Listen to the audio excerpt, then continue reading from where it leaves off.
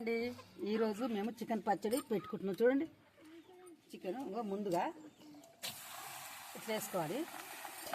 వేసుకున్న తర్వాతకి కొంచెం ఉప్పు వేసుకోవాలి.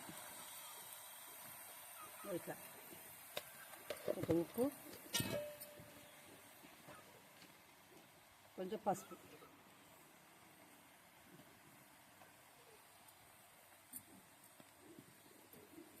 వేసుకున్న తర్వాతకి ఇట్లా కలుపుకోవాలి.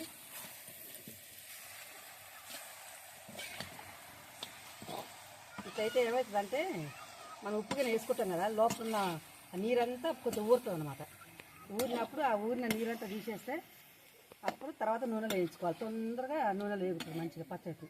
నీరు ఉండదు అనమాట, ఖరాబ్ కాదు పచ్చడి కూడా. ఈ నీరంతా బయటకు వస్తుంది ఇప్పుడు వేడికి.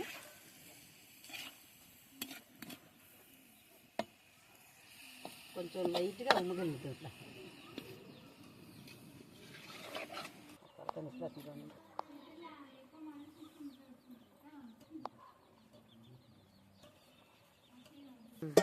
చూసుకున్నాం. చూడండి, నీరు ఊరుతుంది ఇప్పుడే. సిమ్లో పెట్టినాం కదా, మంట మొతాదుగా పెట్టినాం కాబట్టి అడుగంటకుండా నీరు ఊరుతుంది మంచిగా కింద. నీరు పెద్ద మంట పెట్టొద్దు, మొత్తం అడుగంటుతుంది కూర. మంచిగా ఇప్పటి వరకు ఉమ్మగిలింది కదా కూర. ఇప్పుడు నీరు వచ్చింది కదా, ఇగో ఇట్లా తీసుకోవాలి ముక్కలు. చూడండి ఎంత నీరు వెళ్ళిందో. ఇట్లా తీసుకొని మంచిగా నూనెలో దేవుకొని పచ్చడి పెట్టుకుంటే ఖరాబ్ కాదు ఎన్ని రోజులైనా కానీ. ఇట్లా తీసుకోవాలి. ఇందాక కొత్త కూర వేసినాం కదా, చూడండి ఎంత నీరు ఊరిందో.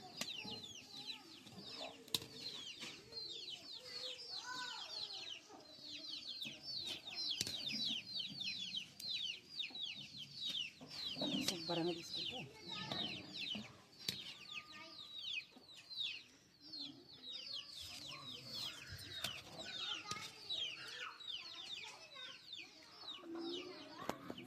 చూడండి, కళాయి వేడెక్కింది.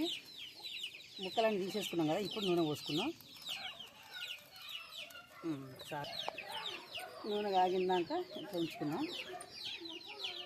నూనె కాగినాక కూర వేసుకున్నాం. కోళ్ళు చూడండి ఒకసారి ఒకటే సౌండ్.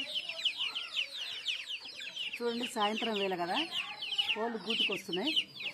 ఇక్కడే పక్కన పొయ్యి పెట్టుకున్నాం. కోళ్ళ సౌండ్.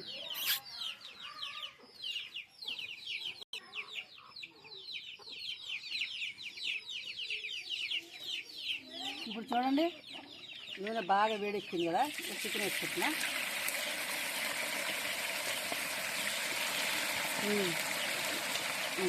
చాలు.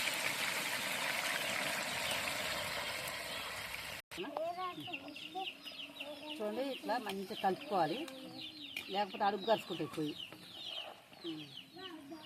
చూడండి, ఇప్పుడు ఎర్రగాని కదా, ఈ కలర్ వచ్చినప్పుడు తీసుకోవాలి.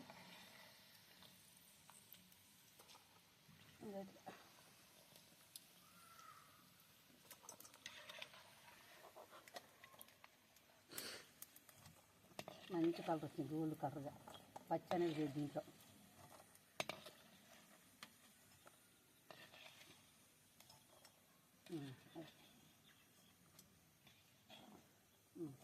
ఇప్పుడు జీలకర్ర ఆవాలు వేసుకున్నాం.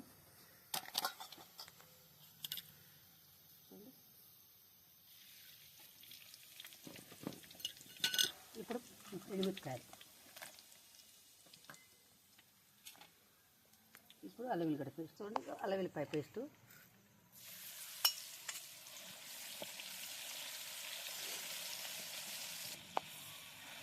మంచిగా పచ్చివాసన అనేది ఉండొద్దు. అల్లం వెల్లిపాయ మంచిగా వేసుకోవచ్చు. మంచిగా ఇట్లా కలబెట్టుకోవాలి మనం కీమలాగా.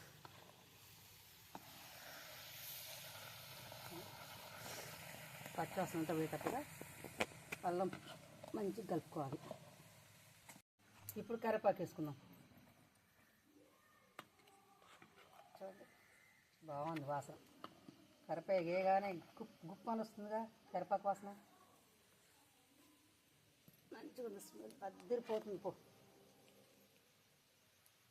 ఇట్లా ఉండాలి ఏదైనా చేసుకుంటే.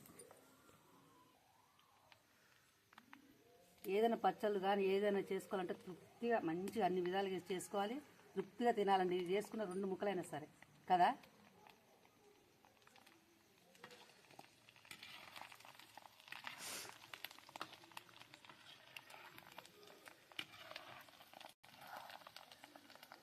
ఇప్పుడు చూడండి, కొంచెం పసుపు వేసుకున్నాం. ఆల్రెడీ ఇందాక మనం చికెన్లో వేసుకున్నామండి. ఇప్పుడు కొంచెం ముందుగానే వేడివేడి నూనెలు వేస్తే మాడిపోతుందని కొంచెం వేడి తగ్గింది కదా నూనె, అప్పటికి ఇప్పటికి అంత వేసాను. చూడండి, అల్లం వెల్లిపాయ మంచిగా గోల్డ్ కలర్ వస్తుంది చూడండి. ఆవాలు, జీలకర్ర, మెంతం పొడి ఇవి వేసుకోవాలండి. ఇవి వేసుకుంటేనే ముక్క కరుకు మీద ఉంటుంది అనమాట, గుజ్జు గుజ్జుగా ఉంటుంది, మంచిగా ఉంటుంది. అన్నంలో తింటుంటే కూడా ఎంత బాగుంటుంది అంటే అంత బాగుంటుంది. వీటితోటి కదండి ఏ పచ్చడి టేస్ట్ వచ్చేది. ఇప్పుడు ధనియాల పౌడర్ వేసుకుందాం.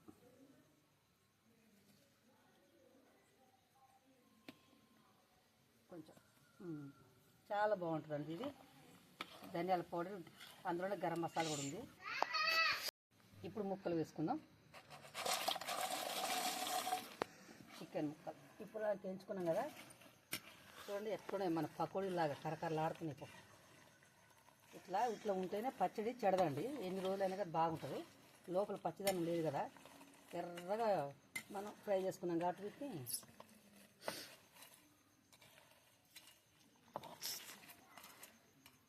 ఇప్పుడు కారం వేసుకుందాం.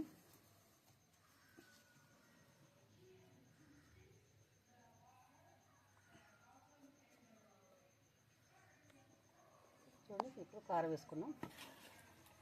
నూనె కొంచెం వేడిగా ఉంది కదా, ఇప్పుడు కారం కలుపుకున్నాం. ఆ పచ్చిదనం అనేది పోతుంది నూనె.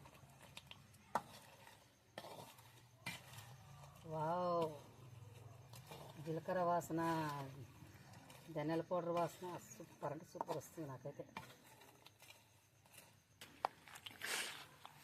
చూడండి బాగుంది కదా. గ్రేవీ కూడా 2-3 రోజులు కలిగి ఇదంతా గుంజుకుంటుంది. ఆయిల్ మొత్తం మంచిగా ఉంటుంది, గుజ్జుగా మనం మటన్ కూర నట్టుంటుంది.